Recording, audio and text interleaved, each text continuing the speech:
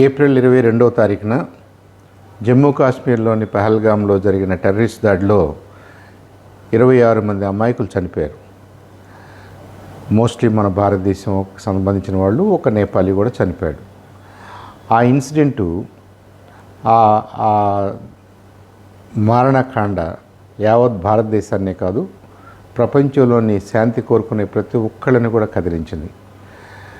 ఎలాంటి ప్రొవొకేషన్ లేకుండా, ఎలాంటి ఈ ఆర్మీతో కానీ, దేశ రాజకీయాలతో కానీ, మతాలతో కానీ సంబంధం లేని అమాయక ప్రజలు, వాళ్ళు ఆ ప్రాంతం అందాలను చూద్దామని అక్కడికి వస్తే వాళ్ళ మీద విరుచుకుపడ్డటువంటి ఈ టెర్రరిస్టుల దాడిని అందరూ కూడా ముక్తకంఠంతో ఖండించారు. అయితే ఇది మొదటిసారి కాదు. గత 75 సంవత్సరాలుగా భారతదేశానికి అనేక సందర్భాల్లో, మరి ముఖ్యంగా 80ల తర్వాత, 1980s తర్వాత టెర్రరిస్టుల రూపంలో ప్రొవొకేషన్ జరుగుతూనే ఉంది, నష్టం జరుగుతూనే ఉంది, ప్రాణహాని జరుగుతూనే ఉంది, ఆర్థిక ఇబ్బందులు వస్తూనే ఉన్నాయి. ప్రతి సందర్భంలో కూడా భారతదేశం ఎంతో కొంత రిటాలియేటరీ రెసిస్టెన్స్ చూపించినప్పటికీ, యాక్షన్స్ తీసుకున్నప్పటికీ, అది రాను రాను వికృత రూపం దాల్చడం, దీనికి వెనుకున్నటువంటి సంస్థలు, ఆ టెర్రరిస్ట్ ఆర్గనైజేషన్స్, వాటిని సపోర్ట్ చేస్తున్నటువంటి పాకిస్తాన్ ఇప్పటికి కూడా కళ్ళు తెరవకుండా ప్రపంచ దేశాలన్నీ ఆర్థికంగా ముందుకెళ్ళాలి, వాళ్ళ ప్రజలకి మంచి సర్వీసెస్ ఇవ్వాలి, ఆర్థిక పురోగతిని సాధించాలని కోరుకుంటున్న టైంలో పాకిస్తాన్ మాత్రం యథావిధిగా ఎప్పట్లాగానే ఈ టెర్రరిస్టు మూకలకి అండగా నిలబడాలని, టెర్రరిస్టు స్థావరాలకి ఆశ్రయం ఇవ్వాలని, టెర్రరిస్ట్ క్యాంప్స్కి ఆశ్రయం ఇవ్వాలని, టెర్రరిస్టు నాయకులు ఉండడానికి అక్కడ మంచి మంచి ఏర్పాట్లు చేయాలని చెప్పేసి వాళ్ళు ఏదైతే ప్రయత్నం చేస్తున్నారో దాన్ని కూడా ఖండిస్తూ భారతదేశం ఒక కఠినమైన నిర్ణయం తీసుకోవాలి, ఒక కఠినమైన యాక్షన్ కూడా జరగాలి అని భారత ప్రజలందరూ కూడా కోరుకున్నారు. ఇవాళ మే 7 ఉదయం 1:44కి ఆ యాక్షన్ తీసుకున్నట్టుగా, స్టార్ట్ అయినట్టుగా భారత సెక్యూరిటీ ఫోర్సెస్, మన రక్షణ శాఖ వాళ్ళు అనౌన్స్ చేశారు. సంతోషం. ఈ ఆపరేషన్కి వాళ్ళు అప్రోప్రియేట్గా ఆపరేషన్ సింధూర్ అని కూడా పేరు పెట్టారు. సింధూర్ అంటే తిలకం. భారతదేశంలో, భారత ఉపఖండంలో వేదిక్ టైమ్స్ నుంచి కూడా మనందరం కూడా గౌరవ చిహ్నంగా, మన సంస్కృతిలో భాగంగా, backed by Vedic sciences and modern sciences, నుదుటను తిలకం పెట్టుకోవటం అనేది మన సంస్కృతిలో అంతర్లీనంగా ఒక భాగంగా ఉంది. అలాంటి తిలకాన్ని చూసి, నువ్వు బొట్టు పెట్టుకున్నావు కాబట్టి, నువ్వు హిందూ అయి ఉంటావు కాబట్టి అని మన సోమిశెట్టి మధుసూదన్ గారి భార్యని అడిగి మరి సోమిశెట్టి మధుసూదన్ అనే జనసేన కార్యకర్తను కూడా చంపారు. పహల్గామ్లో షూట్ చేశారు, రిపీటెడ్గా షూట్ చేశారు. ఇలాంటి కథలు ఎన్నో. ఆ 26 మందిలో కూడా ప్రధానంగా మగవాళ్ళనైతే బట్టలు ఎప్పుదీసి చూడటం, ఆడవాళ్ళనైతే బొట్టు లేదా ఇంకొక రకంగా మీరు హిందువులు అని కన్ఫర్మ్ చేసుకొని చంపడం జరిగింది. సో అలాంటి సింధూర్, మన సంస్కృతికి, మన సాంప్రదాయాలకి చిహ్నమైనటువంటి సింధూర్ పేరుతోటే ఈ మన మిలిటరీ, మన రక్షణ దళాలు కూడా ఈ ఆపరేషన్ స్టార్ట్ చేసినాయి. వ్యూహాత్మకంగా మన రక్షణ శాఖకు సంబంధించినటువంటి టాప్ లీడర్స్ అనుకోండి, మిలిటరీకి సంబంధించినటువంటి లీడర్స్ అనుకోండి, మన వ్యూహకర్తలు అనుకోండి, backed by entire union government, మన కేంద్ర ప్రభుత్వమే కాదు, కేంద్ర ప్రభుత్వానికి మన రాష్ట్రాలు, అన్ని రాష్ట్రాలు, ఆ రాష్ట్రాల్లో ఉన్నటువంటి అన్ని పార్టీలు, ప్రజలు మద్దతు ఇచ్చారు. కాబట్టి వాళ్ళు చాలా జాగ్రత్తగా, చాలా కేర్ఫుల్గా ఈ ఆపరేషన్ వ్యూహరచన చేసి మనకి రాత్రి, ఇవాళ తెల్లవారు కాదు, అర్ధరాత్రే 1:44, 1:45కి ఫస్ట్ న్యూస్ చెప్పారు. ఆపరేషన్ సింధూర్లో భాగంగా ఇవాళ అర్ధరాత్రి మన రక్షణ దళాలు 9 టార్గెట్స్ని, అవి పాకిస్తాన్లో ఉన్నటువంటి టెర్రరిస్టుల క్యాంపులు, టెర్రరిస్టుల ట్రైనింగ్ ఫెసిలిటీసు, టెర్రరిస్టు నాయకులు, ఈ ఉగ్రవాద నాయకులు ఉంటున్నటువంటి రెసిడెన్సెస్, అటు పాకిస్తాన్లోనూ, పాకిస్తాన్ ఆక్యుపైడ్ కాశ్మీర్లోనూ 9 పాయింట్స్ని 9 ప్లేసెస్ని సెలెక్ట్ చేసుకుని చాలా స్పెసిఫిక్గా, చాలా టార్గెటెడ్గా, చాలా సర్జికల్గా వాటిని ధ్వంసం చేయడం జరిగింది. ఇక్కడ పాకిస్తానీ ప్రజల మీద కానీ, పాకిస్తానీ సివిలియన్ ఎస్టాబ్లిష్మెంట్స్ మీద కానీ, పాకిస్తానీ మిలిటరీ మీద కానీ, పాకిస్తానీ మిలిటరీ అసెట్స్ మీద కానీ మనం ఎలాంటి యాక్షన్ తీసుకోలేదు. ఎందుకంటే భారతదేశం ఇంట్రెస్టు పాకిస్తాన్ని నష్టపరచాలని కాదు, పాకిస్తాన్ ప్రజలకి నష్టం కలగాలని కాదు, పాకిస్తాన్ ప్రభుత్వ ఆస్తులు ధ్వంసం చేయాలని కాదు, పాకిస్తాన్ మిలిటరీ ఆస్తులు ధ్వంసం చేయటం, మిలిటరీని ఎంగేజ్ చేయటం, దీన్ని పొడిగించటము, ఒక యుద్ధ వాతావరణాన్ని తీసుకురావటం కాదు.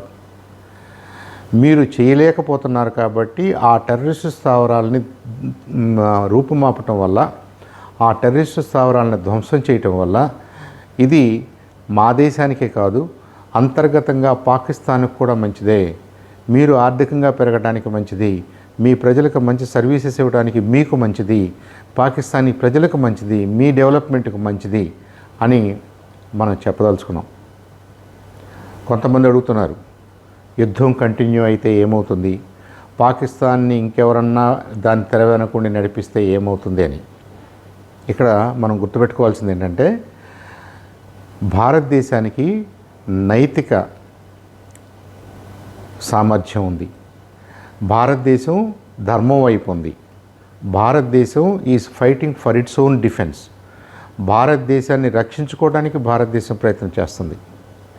కానీ మన మీద దాడి చేసినటువంటి, ఆ పహల్గామ్లో దాడి చేసినటువంటి ద రెసిస్టెన్స్ ఫ్రంట్ అనే ఒక ఆర్గనైజేషను, దాంట్లో ఉన్నటువంటి తీవ్రవాదులు అక్కడ ఆ షూటింగ్స్, ఆ మారణకాండ సృష్టించారు. వాళ్ళు ఒప్పుకున్నారు, వాళ్ళు క్లెయిమ్ చేశారు. ద రెసిస్టెన్స్ ఫ్రంట్ అనే ఆర్గనైజేషన్ వెనకున్నది ఎవరు, దాని పేరెంట్ ఆర్గనైజేషన్ ఏంటి, తల్లి సంస్థ, మాతృ సంస్థ ఏంటి అని చూస్తే అది లష్కర్ ఏ తైబా. ఈ లష్కర్ ఏ తైబా అనే ఉగ్రవాద సంస్థ అంతర్జాతీయంగా యునైటెడ్ నేషన్స్ సెక్యూరిటీ కౌన్సిల్ వాళ్ళు అనౌన్స్ చేశారు, అనేక దేశాల వాళ్ళు డిక్లేర్ చేశారు. ప్రపంచం అంతా డిక్లేర్ చేసినటువంటి ఒక ఉగ్రవాద సంస్థకి హెడ్ క్వార్టర్స్ ఎక్కడండి? పాకిస్తాన్లో లాహోర్ పక్కనే ఉన్నటువంటి ప్లేస్. కాబట్టి మనం మొదటి నుంచి కూడా లష్కర్ ఏ తైబా వల్ల మనకి కాశ్మీర్లో, జమ్మూ కాశ్మీర్ ప్రాంతంలో, ఢిల్లీలో, బాంబేలో అనేక ప్రాంతాల్లో జరిగినటువంటి దాడుల వెనక వాళ్ళ హస్తం ఉంది. కాబట్టి వాళ్ళది, అలాగే ఇంకా మిగతా ఆర్గనైజేషన్స్ హస్తం ఉందని మనం ప్రూవ్ చేసిన తర్వాత వాళ్ళని అక్కడ కట్టడి చేయండి అంటే పాకిస్తాన్ ఇన్నాళ్ళు తాత్సారం చేస్తూ, తమాషా చూస్తూ వాళ్ళని కట్టడి చేయకపోగా వాళ్ళకి నైతికంగాను ఆర్థికంగాను సహాయపడుతూ వచ్చింది. కాబట్టి ఇవాళ మనం టార్గెటెడ్గా ఆ ప్లేసెస్ వరకు మాత్రమే ధ్వంసం చేయాలనుకున్నాము, చేసేసాం. ఇంకా ఏదైనా రిలేటెడ్గా ఆఫీసెస్ కానీ, వాళ్ళ స్థావరాలు కానీ, వాళ్ళ ట్రైనింగ్ ఫెసిలిటీస్ కానీ ఉంటే డెఫినెట్గా అవి కూడా రాబోయే రోజుల్లో మన వాళ్ళు సర్జికల్గా, టార్గెటెడ్గా దాన్ని పల్వరైజ్ చేస్తారు. దాంట్లో ఎలాంటి సందేహం లేదు. సో ఇక్కడ భారతదేశాన్ని ప్రపంచ దేశాలన్నీ మెచ్చుకున్నాయి. ప్రపంచ దేశాలన్నిటికీ మనం ఎక్స్ప్లెయిన్ చేసాం, యునైటెడ్ నేషన్స్కి ఎక్స్ప్లెయిన్ చేసాం. మాకు రిపీటెడ్గా ఈ సంస్థల వల్ల ఇబ్బంది జరుగుతుంది కాబట్టి ఆ సంస్థల్ని కట్టడి చేయమని, పాకిస్తాన్ మీద ఒత్తిడి తీసుకురమ్మని మనం వాళ్ళని అడిగాం. వాళ్ళు కూడా చేయలేని పరిస్థితిలో, వాళ్ళ మాట కూడా వినని పరిస్థితిలో పాకిస్తాన్ ప్రభుత్వానికి మనం లీగల్గా, ఇంటర్నేషనల్గా, లీగల్గా ఏమేమి చేయగలమో అవన్నీ చేసుకుంటూ వచ్చాం. 22వ తారీఖు నుంచి ఆర్థిక శాంక్షన్స్, అలాగే మనం వరల్డ్ బ్యాంకు, మనము పాకిస్తాను ఒక ట్రైపార్టీ అగ్రిమెంట్లో మొదటి నుంచి కూడా మనకి స్వాతంత్రం వచ్చినప్పటి నుంచి ఉన్నటువంటి ఒక అగ్రిమెంట్ని, 1960లో నుంచి ఉన్నటువంటి ఒక అగ్రిమెంట్ని మనం అబయన్స్లో పెట్టాము. నీళ్ల కంట్రోలు, ఆ సింధు నదికి సంబంధించినటువంటి 3 ఉపనదులు మన దేశంలో ప్రధానంగా ప్రవహిస్తున్నటువంటి ఆ నదుల్లో ఏం చేయాలి, ఎలా చేయాలి, ఏ ఇన్ఫర్మేషన్ మనం పాకిస్తాన్తో ఇవ్వటానికి ఒప్పుకున్నాము, దాన్ని ప్రస్తుతానికి అబయన్స్లో పెట్టాము. వీటి వల్ల ఏంటంటే సామాన్య ప్రజలకు ఇబ్బంది పెట్టడం అనేది మన ఉద్దేశం కానప్పటికీ, ఆ ఇబ్బందుల వల్ల వచ్చే ప్రజలు పాకిస్తానీ ప్రభుత్వం మీద పడాలని, పాకిస్తానీ ప్రభుత్వంలో మార్పు రావాలని, పాకిస్తానీ ప్రభుత్వం మరింత ప్రజాస్వామికంగా వ్యవహరించాలనేది మన గోల్. ఇక రెండో వైపుకి వస్తే, వాళ్ళ మిలిటరీ బలాబలాలు మన మిలిటరీ బలాబలాలు చూసుకున్నట్టయితే భారతదేశం సైన్యంతో, భారతదేశం మిలిటరీ ఫోర్సెస్తో పాకిస్తాన్ ఏ పార్టీ సరితూగదు. ఎట్ ద సేమ్ టైం మనకి విస్తృతమైనటువంటి సైన్స్ అండ్ టెక్నాలజీ బ్యాకప్ ఉంది. మనకి డిఆర్డిఓ లాంటి ప్రముఖమైనటువంటి రక్షణ రంగానికి సంబంధించినటువంటి రీసెర్చ్ అండ్ డెవలప్మెంట్ ఎస్టాబ్లిష్మెంట్స్ ఉన్నాయి. మనకి మిసైల్స్ని తయారు చేసుకునే ఫెసిలిటీస్ ఉన్నాయి, మిసైల్స్ని టెస్ట్ చేసుకునే ఫెసిలిటీస్ ఉన్నాయి. మనకు ఒక కంప్లీట్గా ఒక యంత్రాంగం ఉంది, సైంటిఫిక్ యంత్రాంగం ఉంది. మనకి దేశ ప్రజల మద్దతు ఉంది, మనకి ప్రజాస్వామికమైనటువంటి ప్రభుత్వం ఉంది, మనకి వ్యవస్థీకృతమైనటువంటి పర్ఫెక్ట్గా పనిచేస్తున్నటువంటి సిస్టమ్స్ ఉన్నాయి, మనకి పర్ఫెక్ట్ మిలిటరీ ఆర్గనైజేషన్ ఉంది. మిలిటరీ ఆర్గనైజేషన్ ఏం చేయాలో, ఎంతవరకు చేయాలో ఆ బాధ్యతలు, రోల్స్ అండ్ రెస్పాన్సిబిలిటీస్ క్లియర్గా ఉన్నాయి. ఒక ప్రజాస్వామ్య దేశంలో ఎలా జరగాలో కార్యక్రమాలు అలాంటి పద్ధతుల ద్వారానే అఫీషియల్గానే, ఓపెన్గానే, ట్రాన్స్పరెంట్గానే చేయగలిగినటువంటి సిస్టమ్స్, చేయగలిగినటువంటి చేసే బాధ్యత మన ప్రభుత్వానికి ఉంది. కాబట్టి 22వ తారీఖు నుంచి మరి ముఖ్యంగా నరేంద్ర మోడీ గారిలో కనిపిస్తున్నటువంటి గాంభీర్యం, ఆ గాంభీర్యత చంద్రబాబు నాయుడు గారి మాటల్లో, పవన్ కళ్యాణ్ గారి మాటల్లో ఎందుకు అలా ఉందంటే, ఒకటి, ప్రపంచ దేశాలకు మనం వివరంగా చెప్పాలి. ప్రపంచ దేశాలన్నిటిలో కూడా మనం రైట్ సైడ్లో ఉన్నాము, మనం తప్పు చేయట్లేదు, మనం కరెక్ట్ యాక్షన్ తీసుకుంటున్నాము అని ఒప్పించుకోగలగాలి.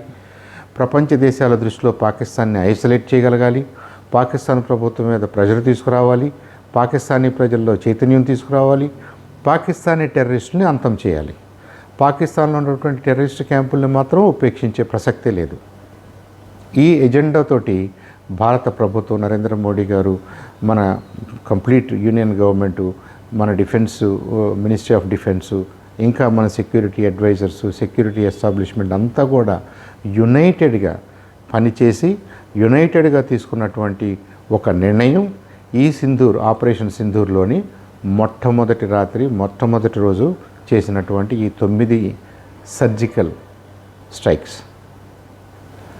మన భూభాగంలో ఉండి క్షిపణుల ద్వారా, మిసైల్స్ ద్వారా వెరీ స్పెసిఫిక్ బిల్డింగ్స్ని, వెరీ స్పెసిఫిక్ కాంప్లెక్సెస్ని, వెరీ స్పెసిఫిక్ హౌసెస్ని టార్గెట్ చేసి కొట్టడం జరిగింది. That is the scientific prowess, that is the technological prowess India has. కొంతమంది ఈ ఉదయం ఎలా మాట్లాడుతున్నారంటే, ఈ రెసిస్టెన్స్ ఫోర్స్ అనే ఉగ్రవాద ఫ్రంట్కి లష్కర్-ఏ-తైబా ఎలా బ్యాకప్గా ఉందో, లష్కర్-ఏ-తైబాని పాకిస్తాన్ ఎలా రక్షిస్తుందో, మారిన ప్రపంచ పరిస్థితుల దృష్ట్యా పాకిస్తాన్ని కూడా ఇంకెవరైనా దేశాలు సమర్థించవచ్చు కదా, సమర్థిస్తే ఈ వారు ప్రొలాంగ్ అవుతుంది కదా అనే అనుమానాలు వ్యక్తం చేశారు. అనుమానించడంలో కొంత రీజన్ ఉంది. కానీ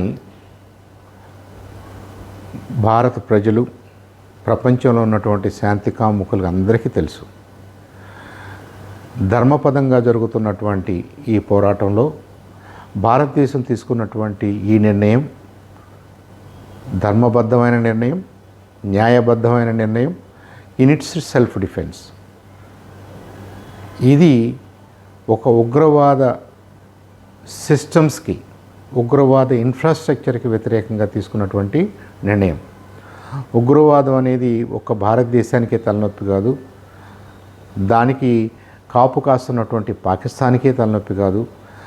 మనం ప్రపంచవ్యాప్తంగా ఇంక్లూడింగ్ అమెరికా కూడా ఈ టెర్రరిస్ట్ బారిన పడిన సంగతులు మనం లాస్ట్ 1 or 2 డికేడ్స్లో చూసాం. టెర్రరిస్టులకి ఈ దేశం ఆ దేశం ఏమి లేదు, టెర్రరిస్టులకి ఈ మతం ఆ మతం కూడా ఏమి ఉండదు.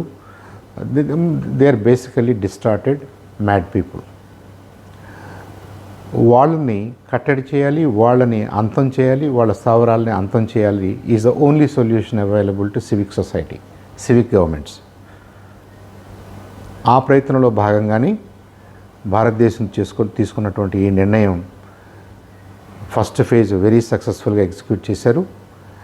దీన్ని ఒకవేళ వాళ్ళ మిలిటరీ ఎస్టాబ్లిష్మెంట్ ఒత్తిడికి లోనయ్యి పాకిస్తానీ ప్రభుత్వం కూడా తప్పుగా అర్థం చేసుకుని దీన్ని పొడిగించాలని ట్రై చేస్తే మరొకసారి అది దుస్సాహసం అవుతుంది, దుశ్చర్య అవుతుంది.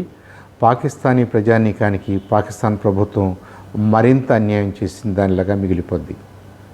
70 సంవత్సరాల్లో పాకిస్తాన్ ప్రజలకి పాకిస్తాన్ ప్రభుత్వం చేసిన మేలేమీ లేదు, కనపట్టలేదు. ఓవరాల్గా ఒక డెమోక్రటిక్ సిస్టమ్ని ఎస్టాబ్లిష్ చేసుకోలేకపోయారు. వాళ్ళ మిలిటరీ చేతుల్లో బందీలుగా మిగిలిపోయారు. విచిత్రం ఏంటంటే ప్రపంచంలో సౌదీ అరేబియా ప్రిన్స్ అన్నట్టుగా ప్రపంచం మొత్తంలో ప్రభుత్వాలు ఉంటాయి, ప్రభుత్వాల చెప్పు చేతల్లో మిలిటరీలు ఉంటాయి, సైన్యాలు ఉంటాయి. ఒక్క పాకిస్తాన్లో మాత్రం పాకిస్తాన్లో మిలిటరీ ఉంది, మిలిటరీ చెప్పు చేతల్లో ప్రభుత్వాలు ఉన్నట్టుగా నడుస్తున్నాయి. ఈ పరిస్థితిని మార్చుకోవాల్సిన అవసరం పాకిస్తానీ ప్రజలకు కూడా ఉంది.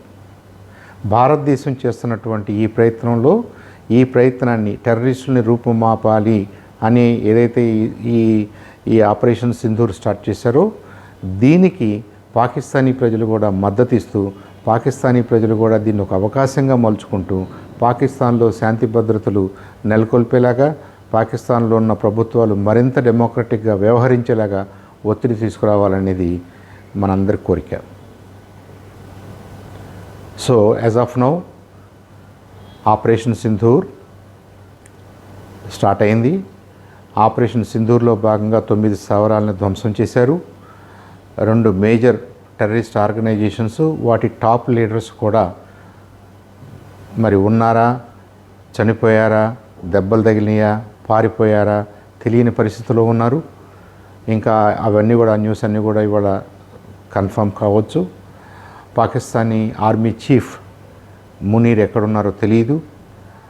పాకిస్తానీ ప్రైమ్ మినిస్టర్ కూడా ఆరోగ్యం బాగుండలేదని హాస్పిటల్లో ఉన్నాడని, ఇప్పుడు హాస్పిటల్లో కూడా లేడు, ఇంకెక్కడికో వెళ్ళిపోయాడని, ఇంకెక్కడికో కాదు విదేశాలకు విమానాల్లో వెళ్ళిపోయాడనే వార్తలు కూడా వస్తున్నాయి. కాబట్టి పాకిస్తానీ ప్రభుత్వం కూడా కొంత గందరగోళంలో పడింది, ఇంకా పడే అవకాశాలు ఉంటాయి.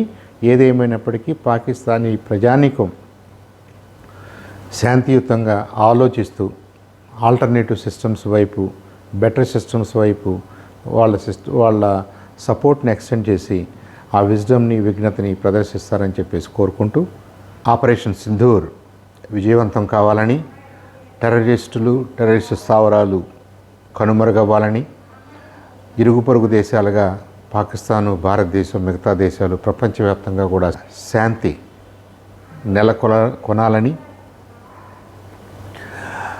ఈ ప్రయత్నం చేస్తున్నటువంటి భారత ప్రభుత్వాన్ని, మరి ముఖ్యంగా మన గౌరవ ప్రధానమంత్రి శ్రీ నరేంద్ర మోడీ గారికి మరొకసారి అభినందనలు, ధన్యవాదాలు తెలియజేసుకుంటూ, ఈ ఎక్సర్సైజ్లో భాగస్వాములైనటువంటి మన సైనిక దళాలు, మన సెక్యూరిటీ ఎక్స్పర్ట్స్, మన సైంటిఫిక్ ఎస్టాబ్లిష్మెంటు, మన ప్రజానీకం అందరికీ కూడా ధన్యవాదాలు, అభినందనలు.